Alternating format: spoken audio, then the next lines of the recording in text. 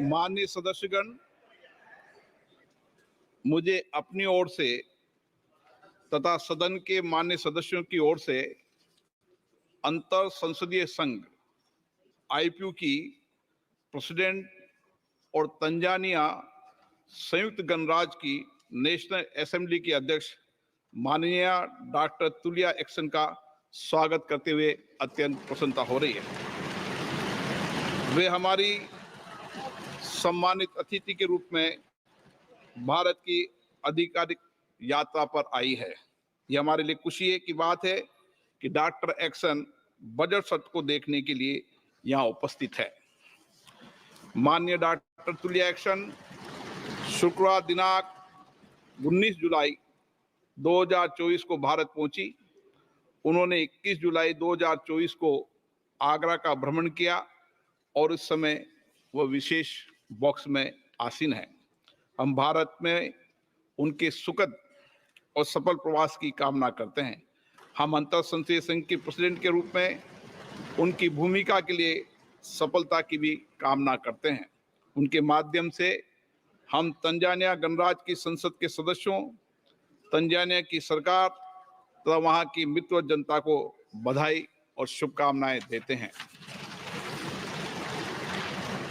माननीय सदस्यगण, जैसा कि आपको समाचार भाग 2 के माध्यम से पहले ही सूचित किया जा चुका है कि माननीय वित्त मंत्री जी के बजट भाषण की प्रतियां हार्ड कॉपी के रूप में उपलब्ध कराई जाएगी।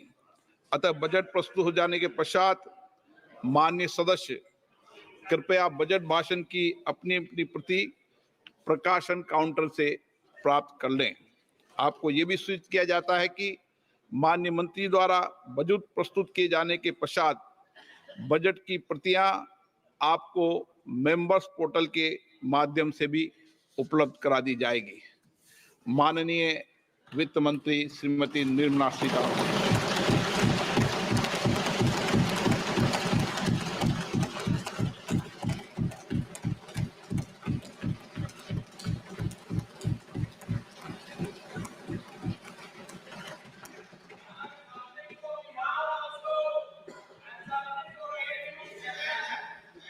Honorable Speaker, I present the budget for 24-25. Introduction. The people of India have reposed their faith in the government led by Honorable Prime Minister Shri Narendra Modi and re-elected it for a historic third term under his leadership.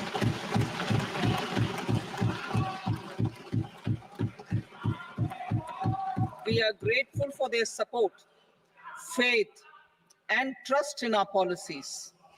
We are determined to ensure that all Indians, regardless of religion, caste, gender, and age, make substantial progress in realizing their life goals and aspirations. Global context. The global economy, while performing better than expected, is still in the grip of policy uncertainties. Elevated asset prices, political uncertainties, and shipping disruptions continue to pose significant downside risks for growth and upside risks to inflation. In this context, India's economic growth continues to be the shining exception and will remain so in the years ahead.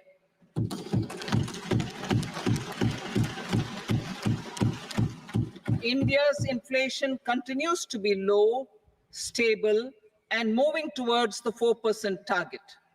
Core inflation, that is non-food and non-fuel, currently is 3.1%.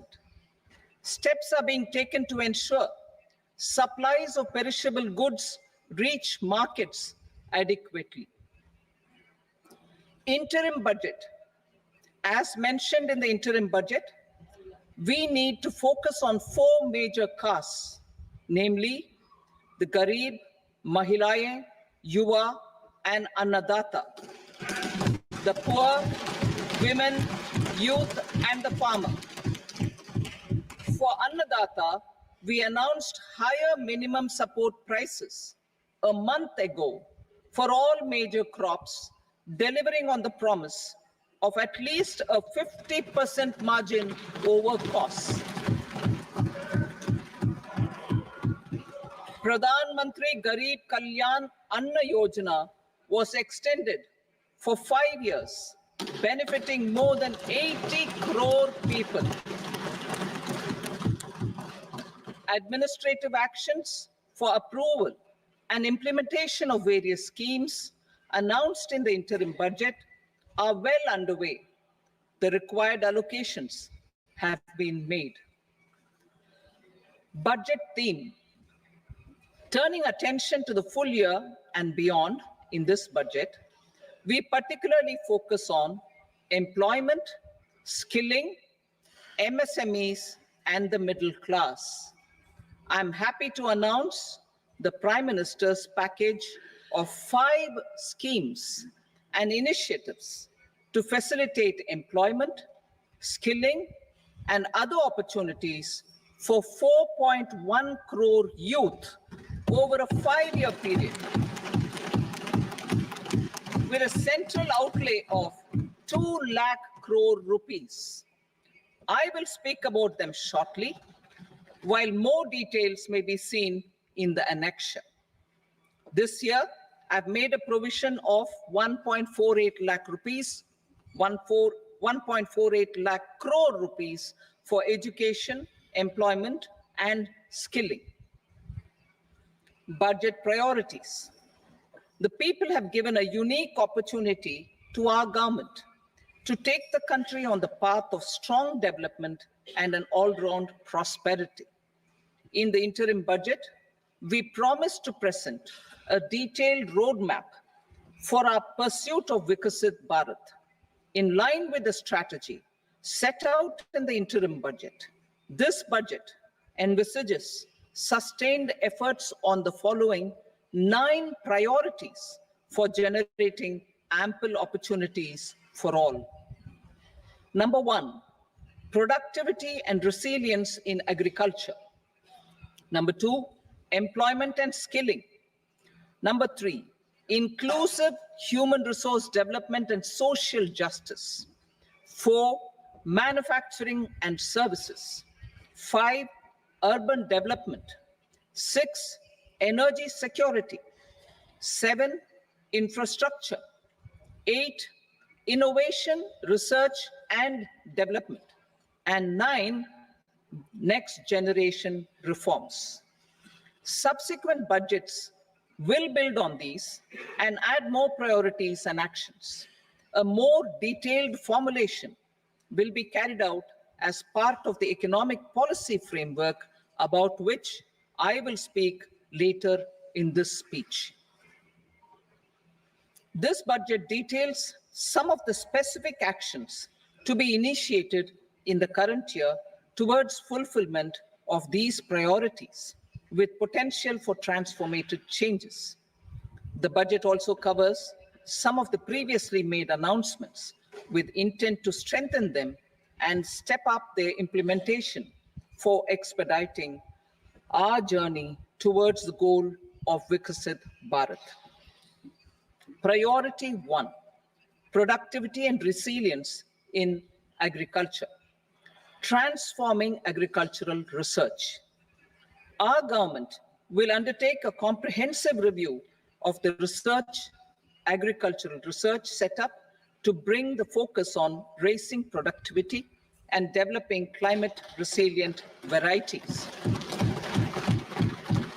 Funding will be provided in challenge mode, including to the private sector. Domain experts, both from the government and outside, will oversee the conduct of such research.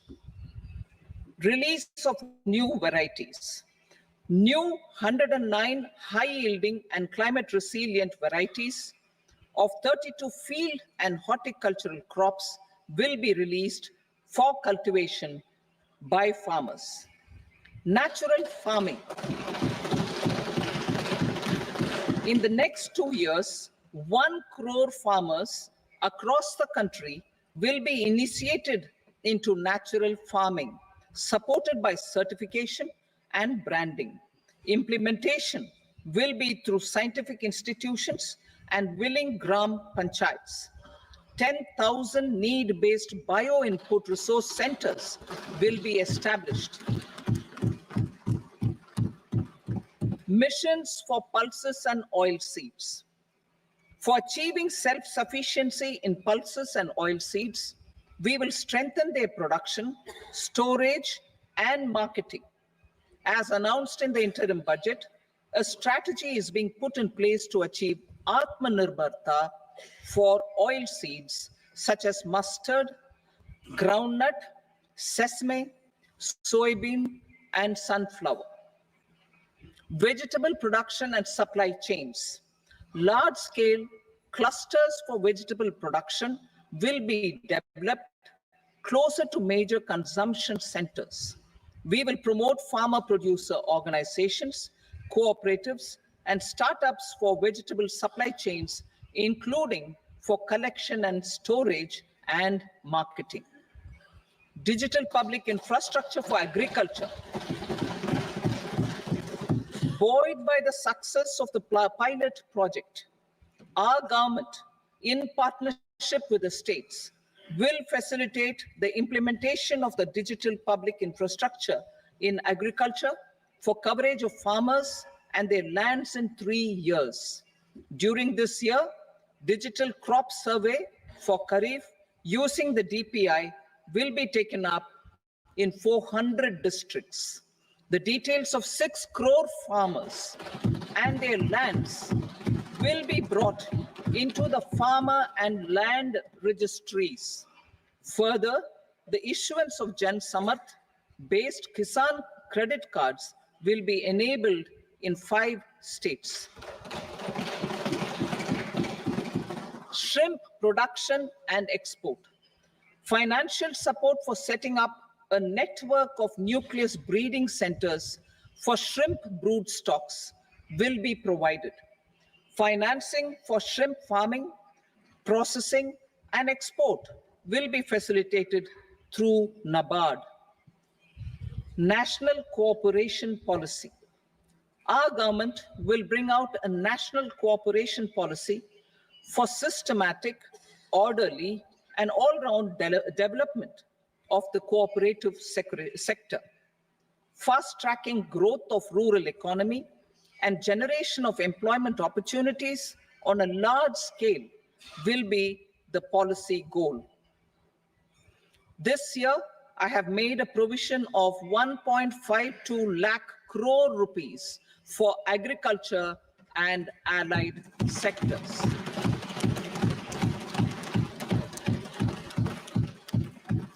Priority 2, employment and skilling. Employment-linked incentive. Our government will implement following 3 schemes for employment-linked incentive as part of the Prime Minister's package.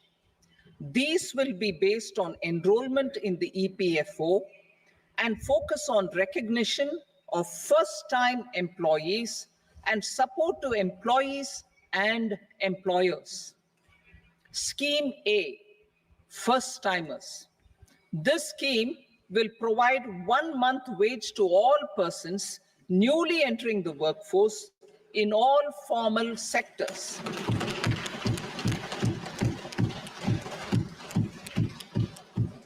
Direct benefit transfer of 1 month's salary in 3 installments to first-time employees as registered in the EPFO will be up to 15,000 rupees. The eligibility limit will be a salary of 1 lakh per month. The scheme is expected to benefit 210 lakh youths.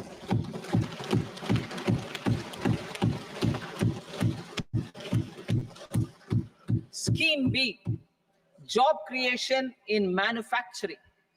This scheme will incentivize additional employment in the manufacturing sector linked to the employment of first-time employees.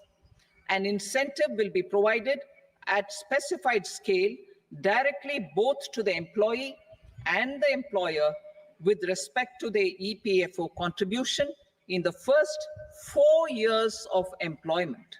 The scheme is expected to benefit 30 lakh youth entering employment and their employers.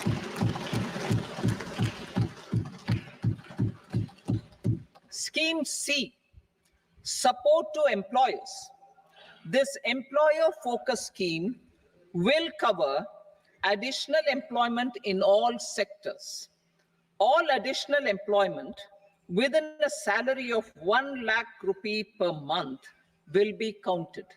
The government will reimburse to employers up to 3,000 rupees per month for 2 years towards the EPFO contribution for each additional employee. The scheme is expected to incentivize additional employment of 50 lakh persons.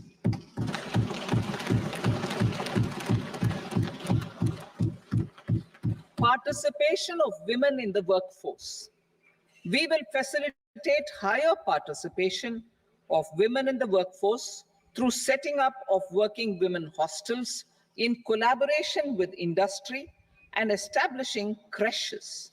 In addition, the partnership will seek to organize women-specific skilling programs and promotion of market access for women SHG enterprises. Skilling program. I'm happy to announce a new centrally sponsored scheme as the fourth scheme under the Prime Minister's package for skilling in collaboration with state governments and industry. 20 lakh youth will be skilled over a 5-year period.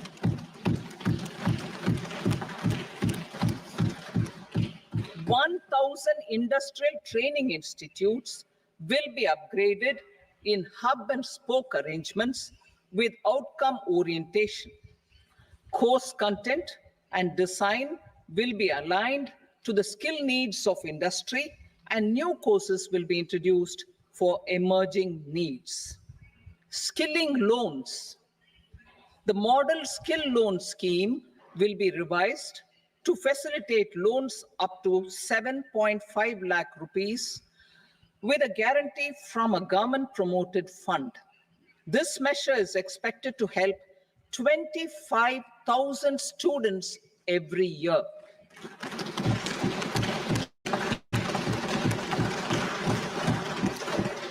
Education loans.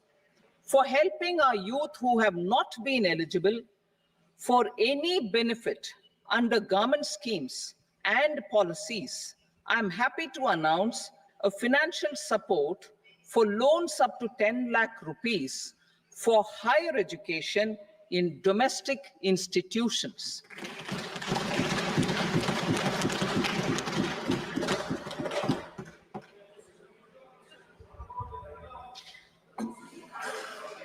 E-vouchers for this purpose. E-vouchers for this purpose will be given directly to 1 lakh students every year for annual interest subvention of 3% of the loan amount. Priority 3, inclusive human resource development and social justice, saturation approach. Our government is committed to all-round, all-pervasive, and all-inclusive development of people, particularly farmers, youth, women, and the poor. For achieving social justice comprehensively, the saturation approach of covering all eligible people through various programs, including those for education and health, will be adopted to empower them by improving their capabilities. Implementation of schemes meant for supporting economic activities by craftsmen, artisans, self-help groups, scheduled caste, scheduled tribe, and women entrepreneurs and street vendors such as the PM Vishwakarma, PM Swanidhi, National Livelihood Missions, and Stand Up India will be stepped up. Purvodaya. The states in the eastern part of the country are rich in endowments and have strong cultural traditions. We will formulate a plan, Purvodaya, for the all-round development of the eastern region of the country, covering Bihar, Jharkhand, West Bengal, Odisha, and Andhra Pradesh. This will cover human resource development, infrastructure, and generation of economic opportunities to make the region an engine to attain Vikasit Bharat. On the Amritsar-Kolkata Industrial Corridor, we will support development of an industrial node at Gaya. This corridor will catalyze industrial development of the eastern region. The industrial node at Gaya will also be a good model for developing our ancient centers of cultural importance into future centers of modern economy.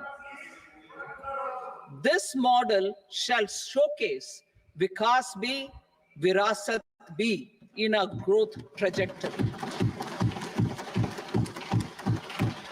We will also support development of road connectivity projects, namely 1.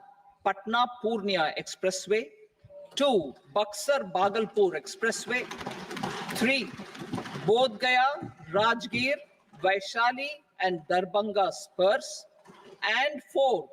Additional 2-lane bridge over River Ganga at Buxar at a total cost of 26,000 crore rupees.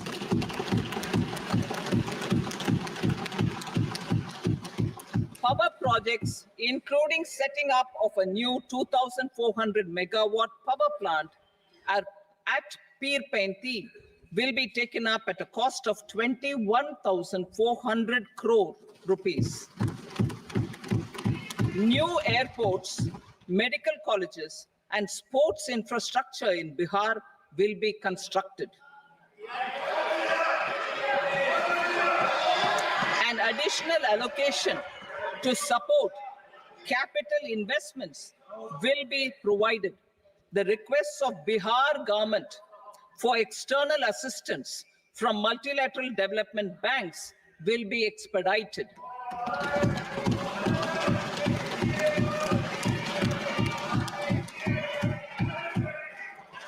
Andhra Pradesh Reorganization Act. Our government has made concerted efforts to fulfill the commitments in Andhra Pradesh Reorganization Act. Recognizing the state's need for the capital, recognizing the state's need for a capital, we will facilitate special financial support through multilateral development agencies. In the current financial year, 15,000 crore rupees will be arranged with additional amounts in future years.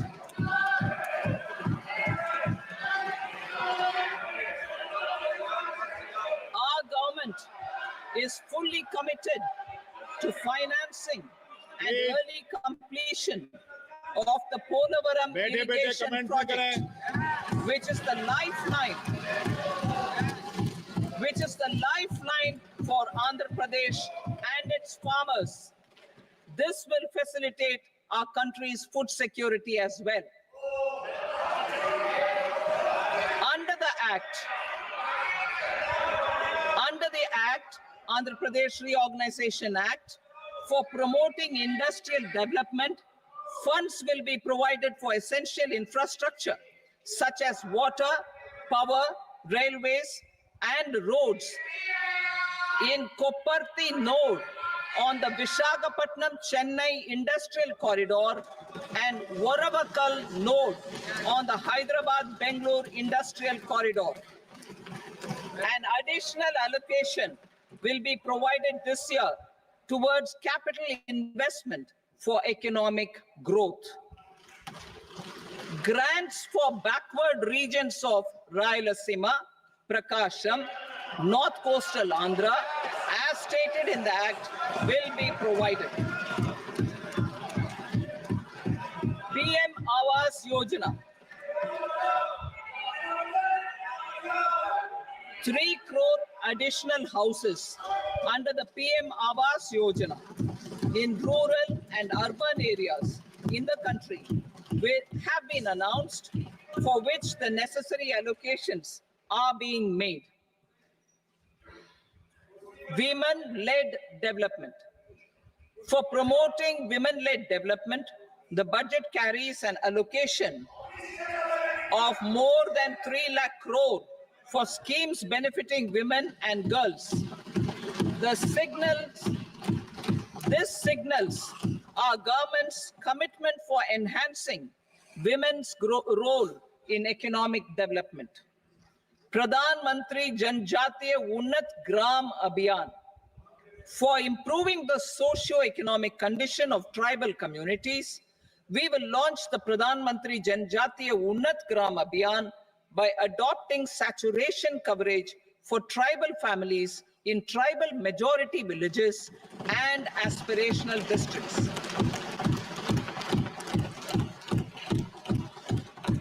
This will cover 63,000 villages, benefiting 5 crore tribal people. Bank branches in northeastern region. More than 100 branches of India Post Payment Bank will be set up in the northeast region to expand the banking services. This year, I have made a provision of 2.66 lakh crore rupees for rural development, including rural infrastructure. Priority 4, manufacturing and services, support for promotion of MSMEs. This budget provides special attention to MSMEs and manufacturing, particularly labor-intensive manufacturing. We have formulated a package covering financing, regulatory changes, and technology support for MSMEs to help them grow and also compete globally, as mentioned in the interim budget. I am happy to announce the following specific measures. Credit guarantee scheme for MSMEs in the manufacturing sector. For facilitating term loans to MSMEs for purchase of machinery and equipment without collateral or third-party guarantee, a credit guarantee scheme will be introduced. The scheme will operate on pooling of credit risks of such MSMEs. A separately constituted self-financing guarantee fund will provide to each applicant guarantee cover up to 100 crore rupees, while the loan amount may be larger. The borrower will have to provide an upfront guarantee fee and an annual guarantee fee on the reducing loan balance. New assessment model for MSME credit. Public sector banks will build their own in-house capability to assess MSMEs for credit instead of relying on external assessment. They will also take a lead in developing or getting developed a new credit assessment model based on the scoring of digital footprints of the MSMEs in the economy. This is expected to be a significant improvement over the traditional assessment of credit eligibility based only on asset or turnover criteria. That will also cover MSMEs without a formal accounting system. Credit support to MSMEs during stress period. I'm happy to announce a new mechanism for facilitating continuation of bank credit to MSMEs during their stress period, while being in special mention account, SMA account, SMA stage, for reasons beyond their control. MSMEs need credit to continue their business and to avoid getting into the NPA stage. Credit availability will be supported through a guarantee from a government-promoted fund. Mudra loans. The limit of Mudra loans will be enhanced to 20 lakh from the current 10 lakh for those entrepreneurs who have availed and successfully repaid previous loans under the Tarun category. Enhanced scope for mandatory onboarding in TREDS. For facilitating MSMEs to unlock their working capital by converting their trade receivables into cash, I propose to reduce the turnover threshold of buyers for mandatory onboarding on the TREDS platform from rupees 500 crore to 250 crore rupees. This measure will bring 22 more CPSCs and 7,000 more companies onto the platform. Medium enterprises will also be included in the scope of the suppliers. SIDBI branches in MSME clusters. SIDBI will open new branches to expand its reach to serve all major MSME clusters within 3 years and provide direct credit to them. With the opening of 24 such branches this year, the service coverage will expand to 168 out of 242 major clusters. MSME units for food irradiation, quality and safety testing. Financial support for setting up of 50 multi-product food irradiation units in the MSME sector will be provided. Setting up of 100 food quality and safety testing labs with NABL accreditation will be facilitated. E-commerce export hubs to enable MSMEs and traditional artisans to sell their products in international markets. E-commerce export hubs will be set up in public-private partnership mode.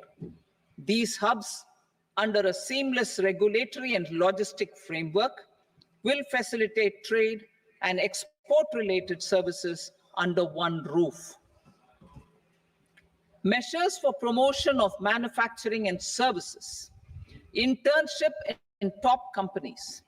As the fifth scheme under Prime Minister's package, our government will launch a comprehensive scheme for providing internship opportunities in 500 top companies to 1 crore youth in 5 years.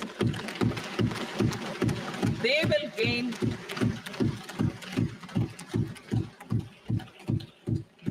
gain exposure for 12 months to real-life business environment, varied professions, and employment opportunities. An internship allowance of 5,000 per month, 5,000 rupees per month, along with a one-time assistance of 6,000 rupees will be provided. Companies will be expected to bear the training cost and 10% of their internship cost from their CSR funds. Industrial parks. Our government will facilitate development of investment-ready, plug-and-play industrial parks with complete infrastructure in or near 100 cities in partnership with the states and private sector by better using town planning schemes. 12 industrial parks under the National Industrial Corridor Development Program also will be sanctioned.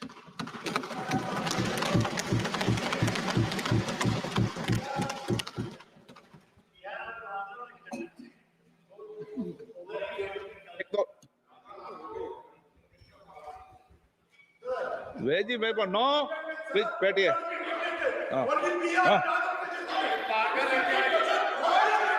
Rental housing with dormitory type accommodation for industrial workers will be, just 1 minute. Rental housing, I repeat, rental housing with dormitory type accommodation for industrial workers will be facilitated in PPP mode with VGF support and commitment from anchor industries. Shipping industry, ownership, leasing, and flagging reforms will be implemented to improve the share of Indian shipping industry and generate more employment. Critical mineral mission. We will set up a critical mineral mission for domestic production, recycling of critical minerals, and overseas acquisition of critical mineral assets. Its mandate will include technology development, skilled workforce, extended producer responsibility framework, and a suitable financing mechanism. Offshore mining of minerals. Our government will launch the auction of the first tranche of offshore blocks for mining, building on the exploration already carried out. Digital public infrastructure applications. Turning to the services sector, I propose development of DPI applications at population scale for productivity gains, business opportunities, and innovation by the private sector. These are planned in the areas of credit, e-commerce, education, health, law and justice, logistics, MSME service delivery, and urban governance. Integrated technology platform for IBC ecosystem. An integrated technology platform will be set up for improving the outcomes under the Insolvency Bankruptcy Code for achieving consistency, transparency, timely processing, and better oversight for all stakeholders. Voluntary closure of LLPs. The services of the Center for Processing Accelerated Corporate Exit, CPACE, will be extended for voluntary closure of LLPs to reduce the closure times. National Company Law Tribunals.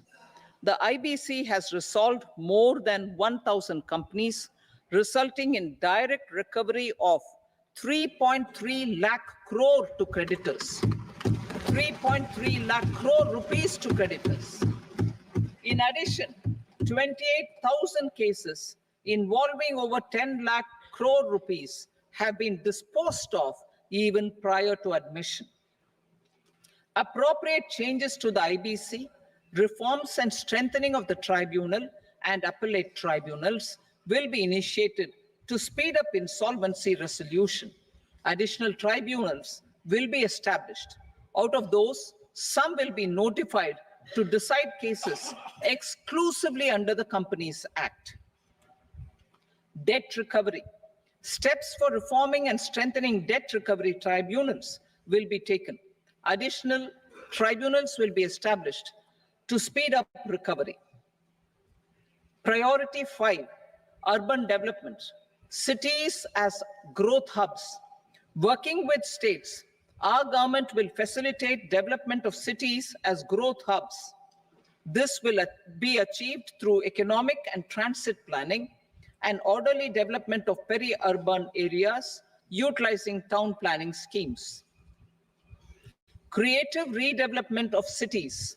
For creative brownfield redevelopment of existing cities with a transformative impact, our government will formulate a framework for enabling policies, market-based mechanisms, and regulation. Transit-oriented development. Transit-oriented development plans for 14 large cities with a population above 30 lakh will be formulated, along with an implementation and financing strategy. Urban housing. Under the PM Awas Yojana, Urban 2.0, housing needs of 1 crore urban poor and middle-class families will be addressed with an investment of 10 lakh crore rupees. This will include the central assistance of 2.2 lakh crore rupees in the next 5 years. A provision of interest subsidy to facilitate loans at affordable rates is also envisaged. In addition, enabling policies and regulations for efficient and transparent rental housing markets with enhanced availability will also be put in place. Water supply and sanitation. In partnership with state governments and multilateral development banks, we will promote water supply, sewage treatments, and solid waste management projects and services for 100 large cities through bankable projects. These projects will also envisage use of treated water for irrigation and filling up of tanks in nearby areas. Street markets. Building on the success of PM Swanidhi scheme in transforming the lives of street vendors, our government envisions a scheme to support each year over the next 5 years the development of 100 weekly hearts or street food hubs in select cities. Stamp duty. We will encourage states which continue to charge high stamp duty to moderate the rates for all and also consider further lowering duties for properties purchased by women. This reform will be made an essential component of urban development schemes. Priority 6, energy security, energy transition. In the interim budget, I had announced our strategy to sustain high and more resource-efficient economic growth, along with the energy security in terms of availability, accessibility, and affordability. We will bring out a policy document on appropriate energy transition pathways that balances the imperatives of employment, growth, and environmental sustainability. PM Surya Ghar Muft Bijli Yojana. PM Surya Ghar Muft Bijli Yojana. In line with the announcement in the interim budget,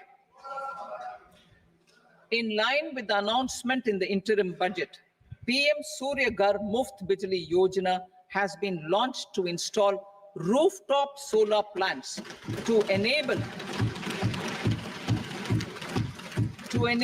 1 crore households obtain free electricity up to 300 units every month.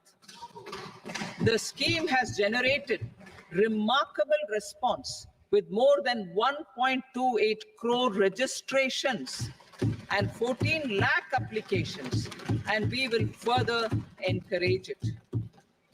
Pumped storage policy.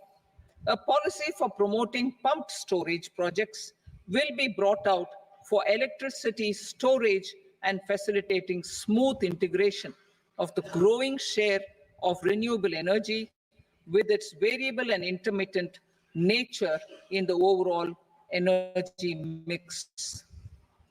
Research and development of small and modular nuclear reactors. Nuclear energy is expected to form a very significant part of the energy mix for Viksit Bharat. Towards that pursuit, our government will partner with the private sector for 1. Setting up Bharat Small Reactors, 2. Research and development of Bharat Small Modular Reactor, and 3. Research and development of newer technologies for nuclear energy. The R&D funding announced in the interim budget will be made available for this sector also. Advanced ultra supercritical thermal power plants.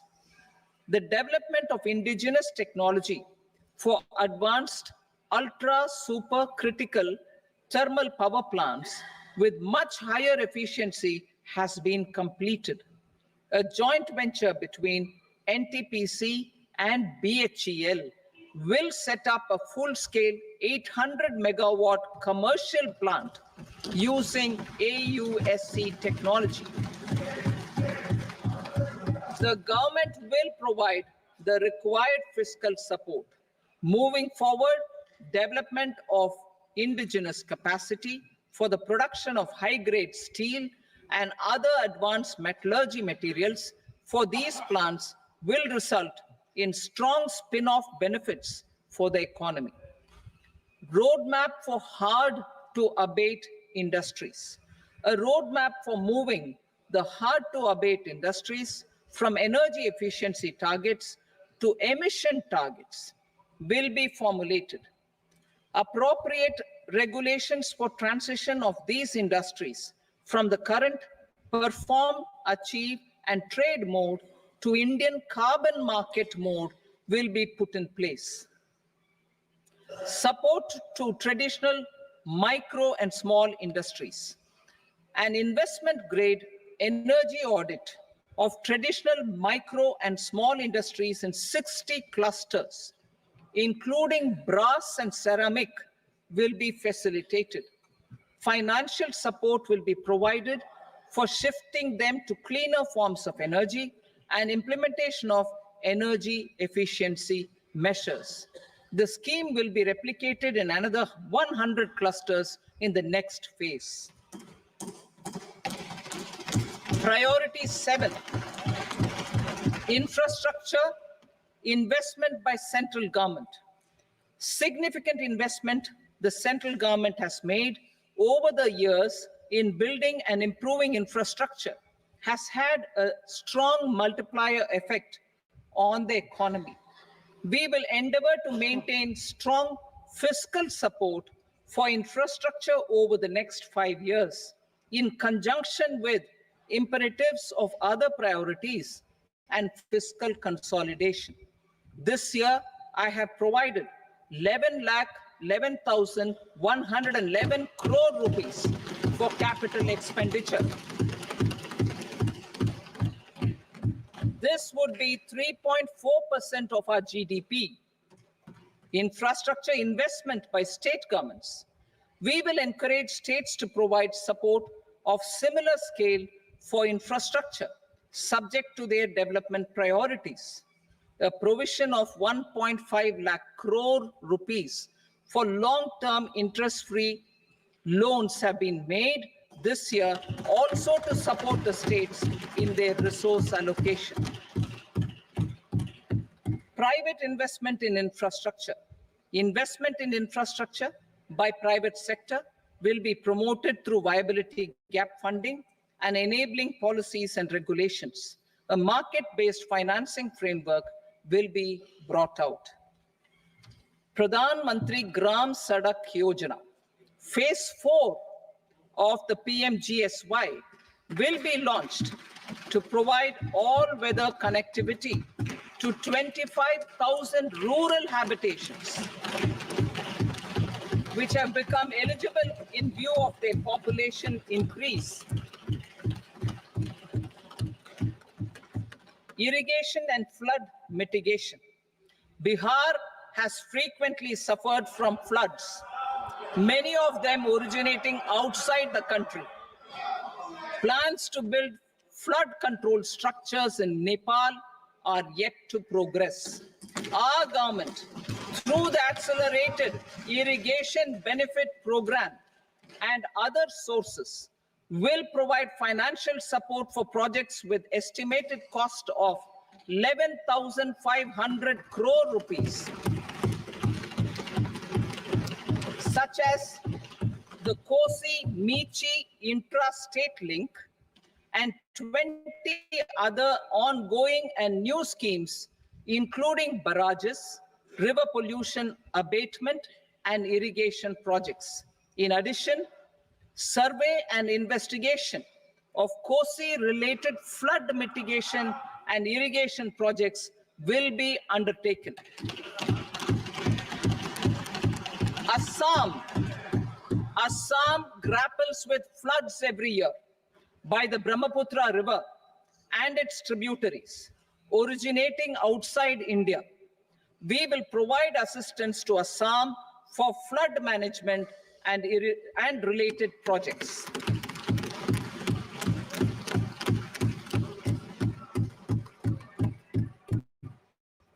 Himachal Pradesh suffered extensive losses due to floods last year.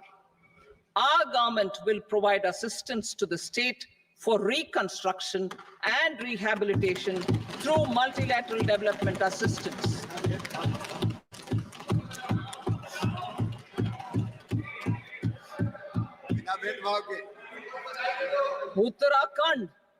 Uttarakhand too suffered losses due to cloudbursts and massive landslides.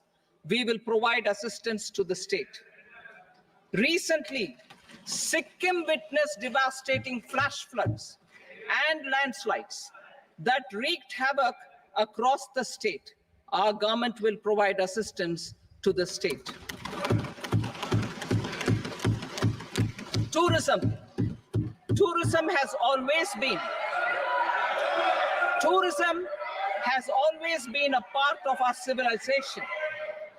Our efforts in positioning India as a global tourist destination will also create jobs, stimulate investments, and unlock economic opportunities for other sectors. In addition to the measures outlined in the interim budget, I propose the following measures.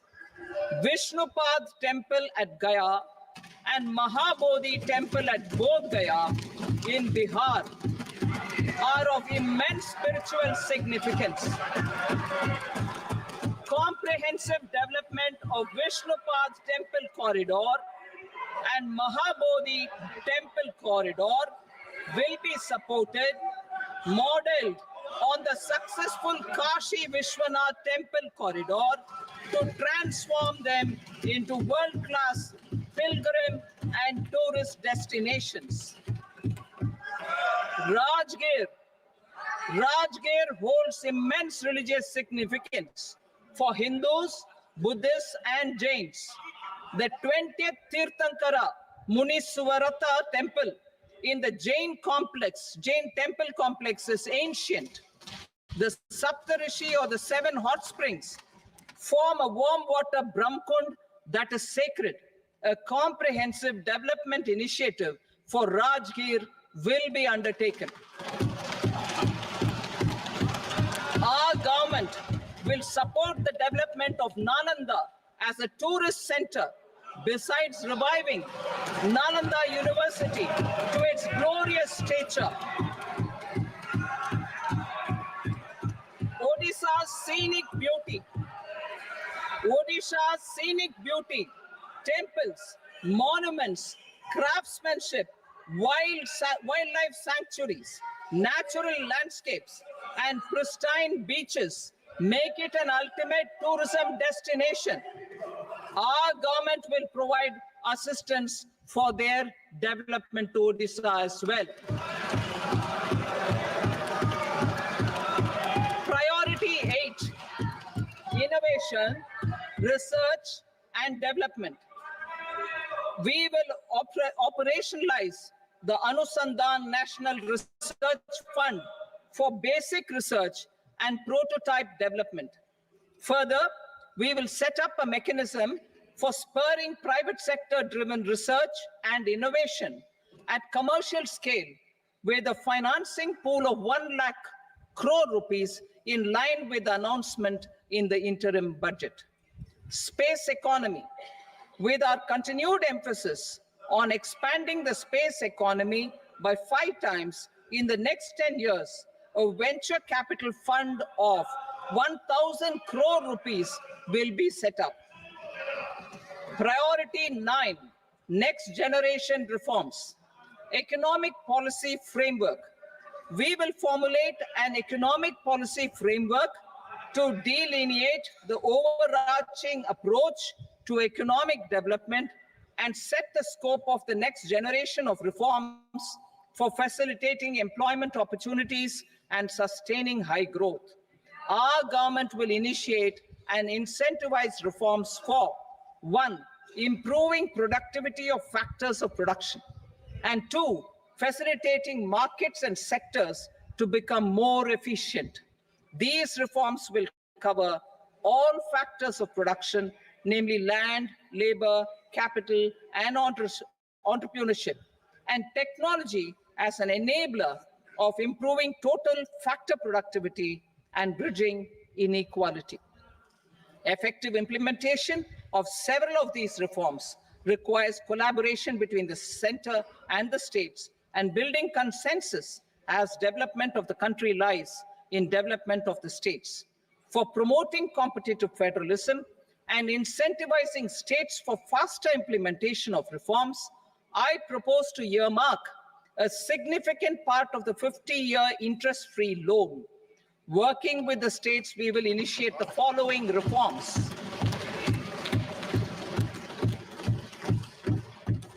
Land-related reforms and actions, both in the rural and urban areas, will cover land administration, will cover 1, land administration, planning and management, and 2, urban planning usage and building bylaws. These will be incentivized for completion within the next 3 years through appropriate fiscal support. Rural land-related actions. Rural land-related actions will include 1, assignment of unique land parcel identification number, UL PIN, or Bhu Aadhaar for all lands. 2, digitization of cadastral maps. 3, survey of subdivisions, survey of map subdivisions as per current ownership. 4, establishment of land registry. And 5, linking to the farmers registry. These actions will also facilitate credit flow and other agricultural services. Urban land-related actions. Land records in urban areas will be digitized with GIS mapping. An IT-based system for property record administration, updating, and tax administration will be established. These will also facilitate improving the financial position of urban local bodies. Labor-related reforms. Services to labor. Our government will facilitate the provision of a wide array of services to labor, including those for employment and skilling. A comprehensive integration of e-Shram portal with other portals will facilitate such one-stop solution. Open architecture databases for the rapidly changing labor market, skill requirements, and available job roles, and a mechanism to connect job aspirants with potential employers and skill providers will be covered in these services. Shram Suvidha and Samadhan portal. Shram Suvidha and Samadhan portal will be revamped to enhance ease of compliance for industry and trade. Capital and entrepreneurship related reforms, financial sector vision and strategy. For meeting financing needs of the economy, our government will bring out a financial sector vision and strategy document to prepare the sector in terms of size, capacity, and skills. This will set the agenda for the next 5 years and guide the work of the government, regulators, financial institutions, and market participants. Taxonomy for climate finance. We will develop taxonomy for climate finance for enhancing the availability of capital for climate adaptation and mitigation. This will support achievement of the country's climate commitments and green transition. Variable capital company structure. We will seek the required legislative approval for providing an efficient and flexible mode for financing leasing of aircrafts and ships and pooled funds of private equity through a variable company structure. Foreign direct investments and overseas investment. The rules and regulations for foreign direct investment and overseas investments will be simplified to 1, facilitate foreign direct investments, 2, nudge prioritization, and 3, promote opportunities for using Indian rupee as a currency for overseas investment.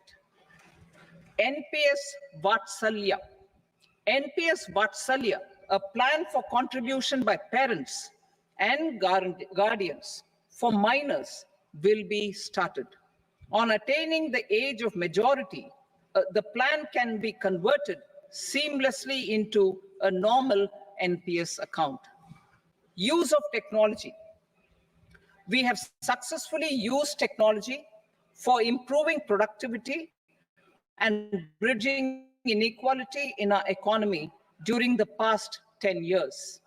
Public investment in digital infrastructure and innovations by the private sector have helped in improving access of all citizens, particularly the common people, to market resources, education, health and services. We will step up adoption of technology towards digitalization of the economy. Ease of doing business. For enhancing ease of doing business, we are already working on the Jan Vishwas Bill 2.0. Further, states will be incentivized for implementation of the business reforms, action plans, and digitalization. Data and statistics. For improving data governance, collection, processing and management of data and statistics, different sectoral databases, including those established under the Digital India Mission, will be utilized with active use of technology tools. New pension scheme. The committee to review the NPS has made considerable progress in its work. I'm happy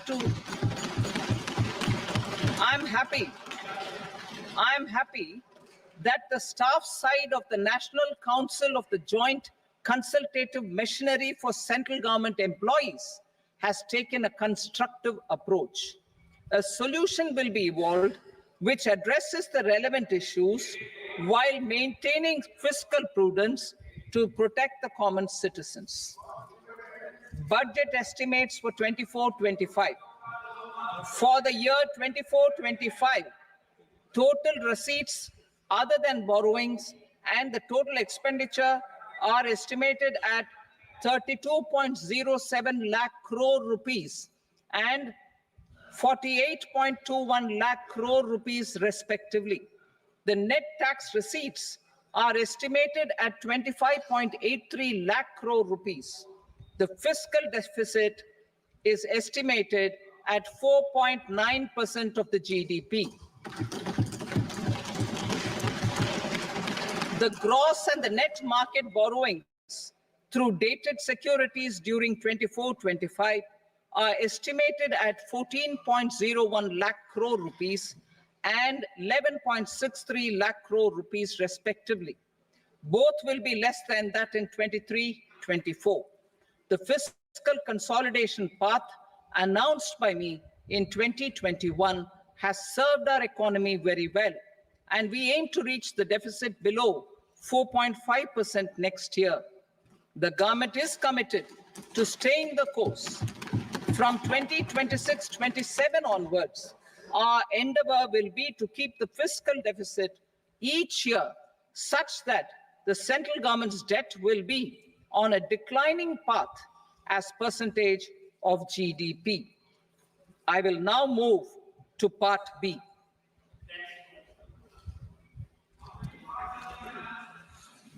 Indirect taxes. Sir, I start with GST.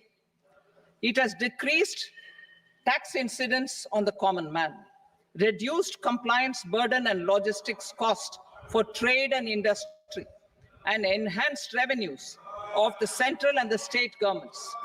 It is a success of vast proportions. To multiply the benefits of GST, we will strive to further simplify and rationalize the tax structure and endeavor to expand it to the remaining sectors.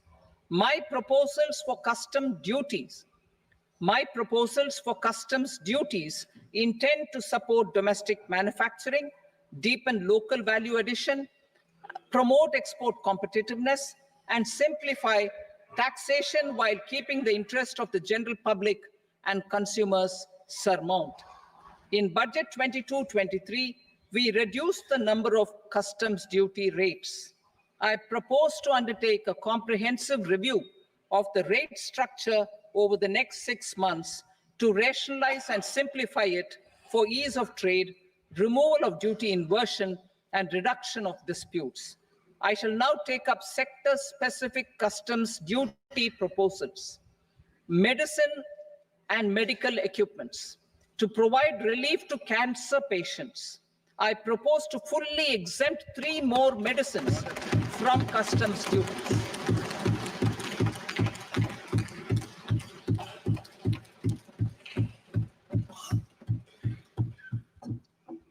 I also propose changes in the BCD on X-ray tubes and flat panel detectors for use in medical X-ray machines under the phased manufacturing program so as to synchronize them with the domestic capacity addition. Mobile phone and related parts. With a 3-fold increase in domestic production and almost a 100-fold jump in exports of mobile phones over the last 6 years, the Indian mobile industry has matured. In the interest of consumers, I now propose to reduce the BCD on mobile phone, mobile PCBA, and mobile charger to 15%. Critical minerals. Minerals such as lithium, copper, cobalt, and rare earth elements are critical for sectors like nuclear energy, renewable energy, space, defense, telecommunications, and high-tech electronics. I propose to fully exempt customs duties on 25 critical minerals and reduce BCD on 2 of them. This will provide a major fillip to the processing and refining of such minerals and help secure their availability for these strategic and important sectors. Solar energy. Energy transition is critical in the fight against climate change. To support energy transition, I propose to expand the list of exempted capital goods for use in the manufacture of solar cells and panels in the country. Further, in view of sufficient domestic manufacturing capacity of solar gas, glass, and tinned copper interconnect, I propose not to extend the exemption of custom duties provided to them. Marine products. India's seafood exports in the last financial year touched an all-time high of more than 60,000 crores of rupees. Frozen shrimp accounted for about 2/3 of these exports. To enhance their competitiveness, I propose to reduce BCD on certain broodstock, polychaete worms, shrimp, and fish feed to 5%. I also propose to exempt customs duty on various inputs for manufacture of shrimp and fish feed. Leather and textile. Similarly, to enhance the competitiveness of exports in the leather and textile sectors, I propose to reduce BCD on real down-filling material from duck or goose. I am also making additions to the list of exempted goods for manufacture of leather and textile garments, footwear, and other leather articles for export. To rectify inversion in duty, I propose to reduce BCD subject to conditions on methylene diphenyl diisocyanate, MDI, for manufacture of spandex yarn from 7.5 to 5%. Furthermore, the export duty structure on raw hides, skin, and leather is proposed to be simplified and rationalized. Precious metals. To enhance domestic value addition in gold and precious metal jewelry in the country, I propose to reduce customs duties on gold and silver to 6% and that of platinum to 6.4%. Other metals. Steel and copper are important raw materials. To reduce their cost of production, I propose to remove the BCD on ferronickel and blister copper. I am also continuing with nil BCD on ferrous scrap and nickel cathode and concessional BCD of 2.5% on copper scrap. Electronics.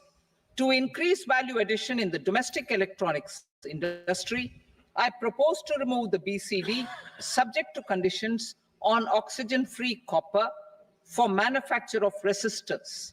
I also propose to exempt certain parts for manufacture of connectors. Chemicals and petrochemicals. To support existing and new capacities in the pipeline, I propose to increase the BCD on ammonium nitrate from 7.5% to 10%. Plastics. PVC flex banners are non-biodegradable and hazardous for environment and health. To curb their imports, I propose to raise the BCD on them from 10 to 25%. Telecommunication equipment.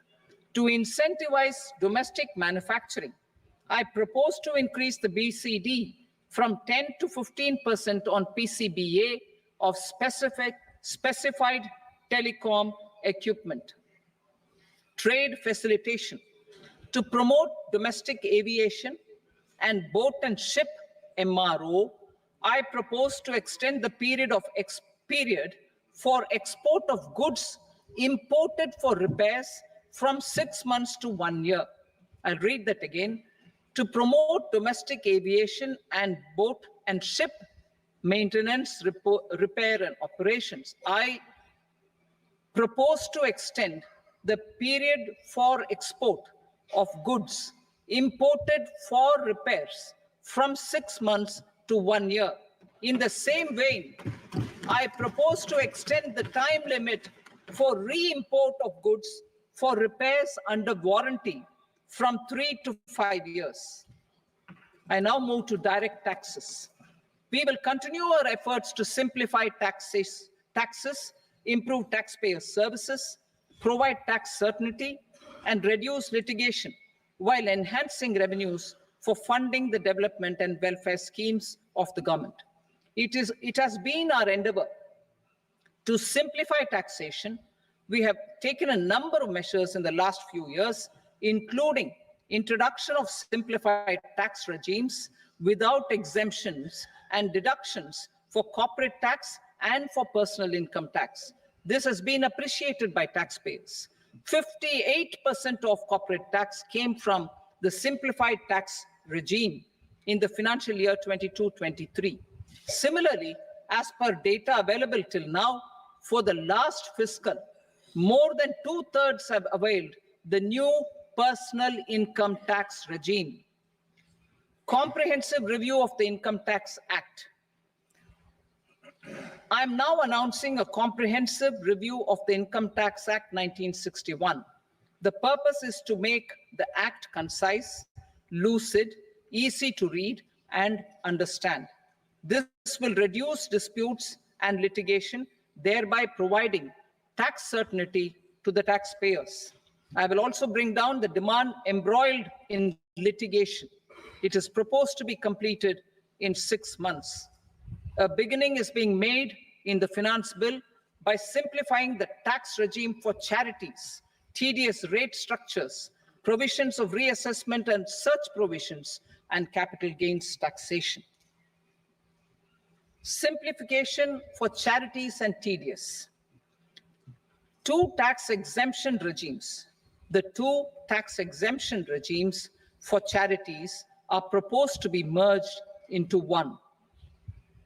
The 5% TDS rate on many payments is being merged into the 2% TDS rate, and the 20% TDS rate on repurchase of units by mutual funds or UTI is being withdrawn. TDS rate on e-commerce operators is proposed to be reduced from 1 to 0.1%. Moreover, credit of TCS is proposed to be given in the TDS to be deducted on salary. Further, I propose to decriminalize delay for payment of TDS up to the due date of filing statement for the same.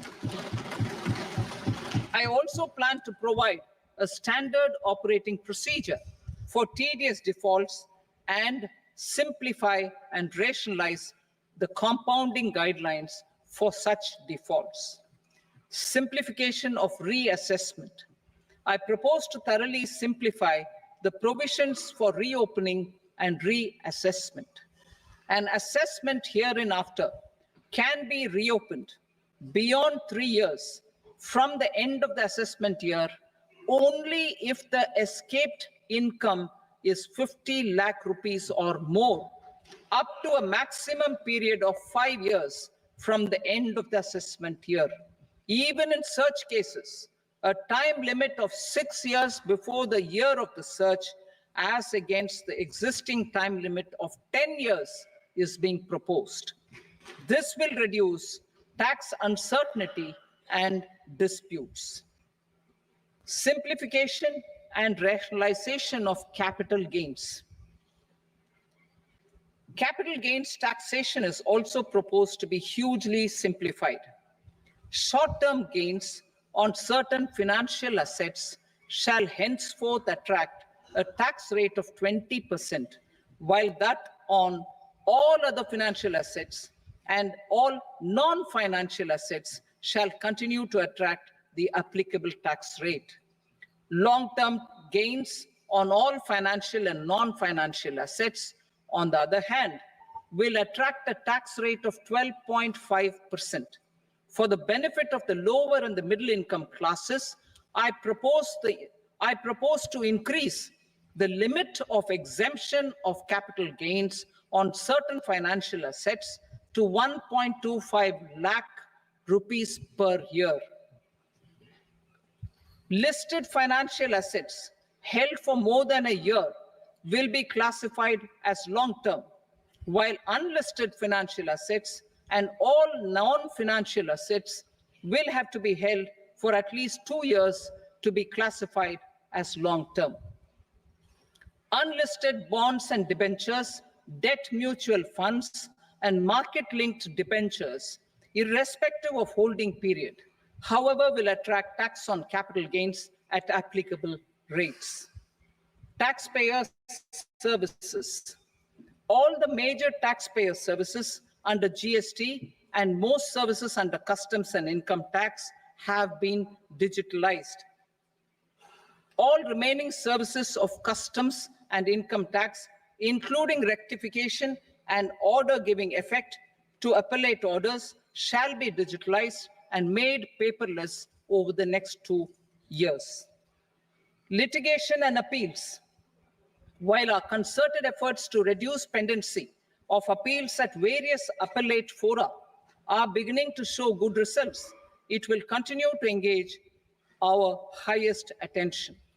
To dispose of the backlog of first appeals, I plan to deploy more officers to hear and decide such appeals, especially those with large tax effect.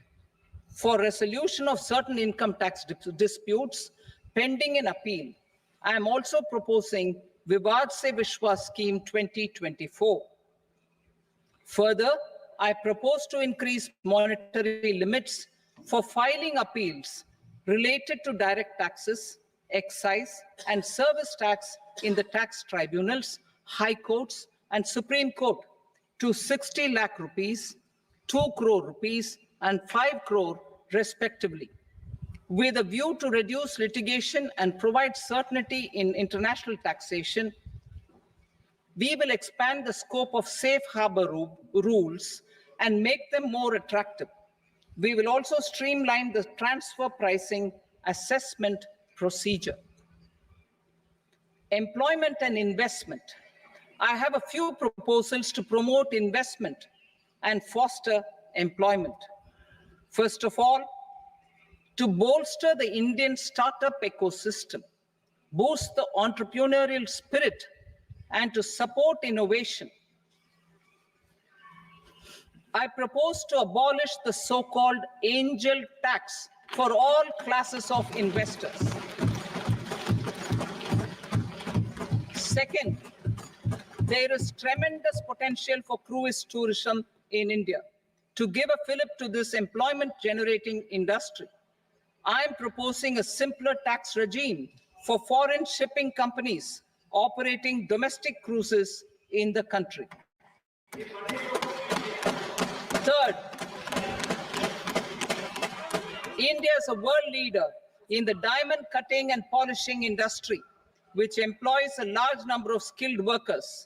To further promote the development of this sector, we would provide for safe harbor rates for foreign mining companies selling raw diamonds in the country. Fourth, to attract foreign capital for our development needs, I propose to reduce the corporate tax rate on foreign companies from 40 to 35%. Deepening the tax base. I have a couple of proposals for deepening the tax base. First, security transaction tax on futures and options of securities is proposed to be increased to 0.02% and 0.1% respectively. Second, for reasons of equity, I propose to tax income received on buyback of shares in the hands of recipients. Other proposals.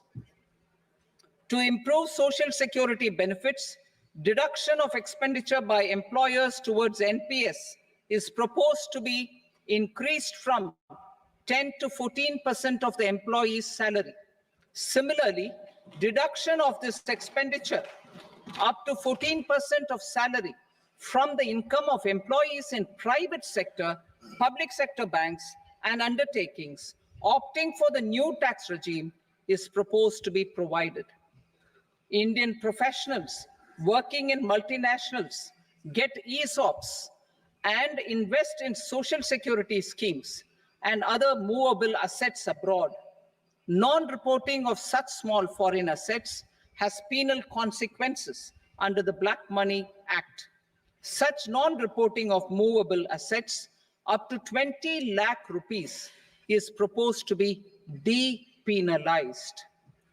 Other major proposals in the finance bill relate to withdrawal of equalization levy of 2%, expansion of tax benefits to certain funds and entities in IFSCs, and immunity from penalty and prosecution to Benamidar on full and true disclosure so as to improve conviction under the Benami Transaction Prohibition Act 1988.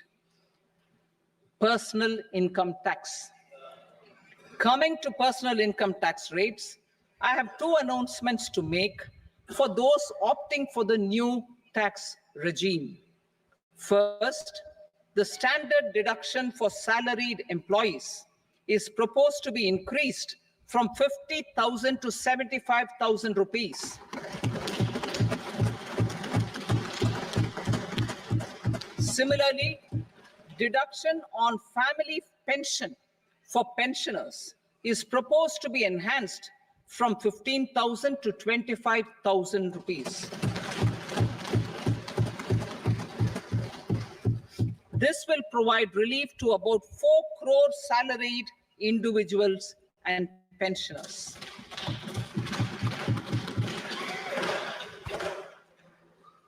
Second, in the new tax regime, the tax rate structure is proposed to be revised as follows. 0 to 3 lakh rupees, nil. 3 to 7 lakh rupees, 5%. 7 to 10 lakh rupees, 10%. 10 to 12 lakh rupees, 15%. 12 to 15 lakh rupees, 20%. And above 15 lakh rupees, 30%. As a result of these changes, a salaried employee in the new tax regime stands to save up to 17,500 rupees in income tax.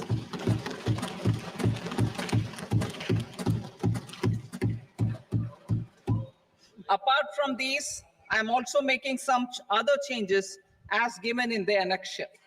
As a result of these proposals, revenue of about 37,000 crore, that is 29,000 crore in direct taxes and 8,000 crore in indirect taxes will be foregone, while revenue of about 30,000 crore rupees will be additionally mobilized.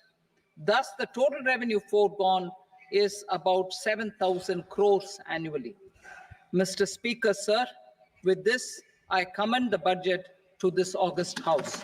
Jai Hind.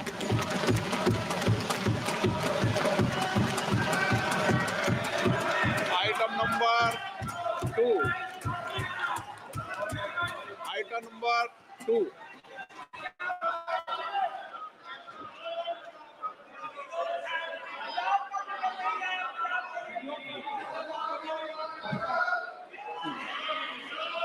Sir, with your permission, I rise to lay on the table the following statements under Section 3 of the Fiscal Responsibility and Budget Management, FRBM Act 2003, medium-term fiscal policy cum fiscal policy strategy statement and macroeconomic framework statement. Item number 3. Sir, with your permission, I rise to move for leave to introduce the Finance Number 2 Bill 2024.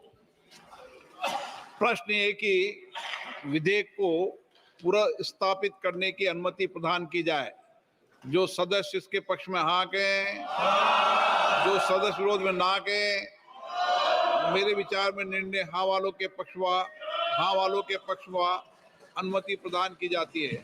माननीय मंत्री जी, अब विधेयक पुनर्स्थापित करें। Sir, I introduce the bill. Item number 4. The Union Territory of Jammu and Kashmir budget. Sir, I rise to present a statement, Hindi and English versions, of the estimated receipts and expenditure of the Union Territory of Jammu Kashmir for the year 24-25. सभा की कार्रवाई कल बुधवार दिनांक 24 जुलाई 2024 को प्राप्त 11 बजे तक के लिए स्थगित की जाती है।